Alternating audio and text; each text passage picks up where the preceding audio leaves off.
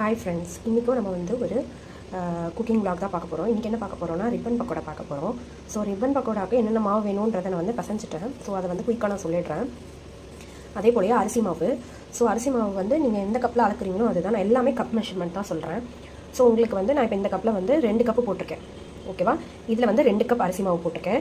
அதே இதில் 1 கப்பு வந்து கடலை மாவு போட்டிருக்கேன். ஓகேவா? நீங்கள் கடலை மாவும் போட்டுக்கலாம், இல்லாட்டி பொட்டுக்கடலை மாவும் போட்டுக்கலாம். ஓகேவா? 1 கப்பு வந்து கடலை மாவு போட்டிருக்கேன். அதுக்கடுத்து பெருங்காயம், உப்பு, மிளகாத்தூள், இது எல்லாமே தேவைக்கேற்ப. எல்லாமே வந்து ஒரு டீஸ்பூன் போட்டுக்கோங்க. உப்பு வந்து உங்களுக்கு அட்ஜஸ்ட் பண்ணிக்கோங்க, காரமும் உங்களுக்கு அட்ஜஸ்ட் பண்ணிக்கோங்க.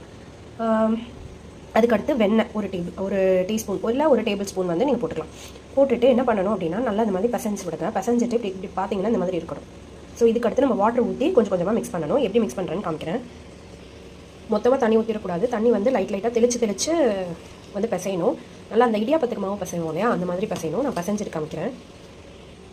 ஸோ இந்த மாதிரி பிசைஞ்சு வச்சுட்டு கையில் ஒட்டாமல். அதுக்கடுத்து இதுதான் வந்து ரிப்பன் பக்கோடா ஆச்சு. இதை வந்து நம்ம இந்த இதில் வந்து போட்டு ரெடி பண்ணிடலாம். அதுக்கடுத்து அடுப்பில் எண்ணெய் வச்சிடலாம். அடுப்பில் எண்ணெய் வந்து எப்படி இருக்கணும் அப்படின்னா மீடியம் ஹீட்டில் இருக்கணும். எண்ணெய் பதம் நான் காமிக்கிறேன். இதோட பதம் என்னென்னு பார்த்தீங்கன்னா இந்த மாதிரி ஒரு சின்ன இது போட்டோன்னே அது வந்து மேலே வரணும். அதுதான் வந்து இதோட பதம். உங்களுக்கு தெரியுதா, டக்குன்னு மேலே வந்துருச்சு. ஸோ இதான் பதம். இது கரெக்டாக இருக்குது. இப்போ வந்து அடுப்பை கொஞ்சம் சிம்மில் வச்சுட்டு மீடியம் ஃப்ளேமில் வச்சுட்டு நம்ம இப்போ பொரிச்சு எடுக்கலாம். நான் போட்டுட்டு காமிக்கிறேன். ஸோ இப்போ வந்து நம்ம போட்டாச்சு. ஒரே இடத்துல போடாமல் அப்படி சுற்றி போடணும்.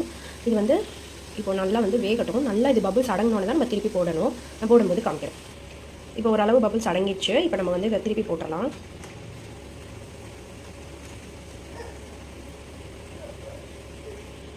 இப்போ வந்து நமக்கு நல்ல ஓசை அடங்கிடுச்சு. இதை நம்ம எடுத்துடலாம். ஸோ நம்ம வந்துச்சு. இதை நான் உடச்சி காமிக்கிறேன். பாருங்கள், நல்லாயிருக்கு, முறுமுறுன்னு இருக்குது. ஸோ இந்த மாதிரி நிறையா குக்கிங் வீடியோ பார்க்கறதுக்கு என் சேனல் சப்ஸ்கிரைப் பண்ண மறந்துடாதீங்க. ஷேர் பண்ணுங்கள், லைக் பண்ணுங்கள், கமெண்ட் பண்ணுங்கள். தேங்க்யூ.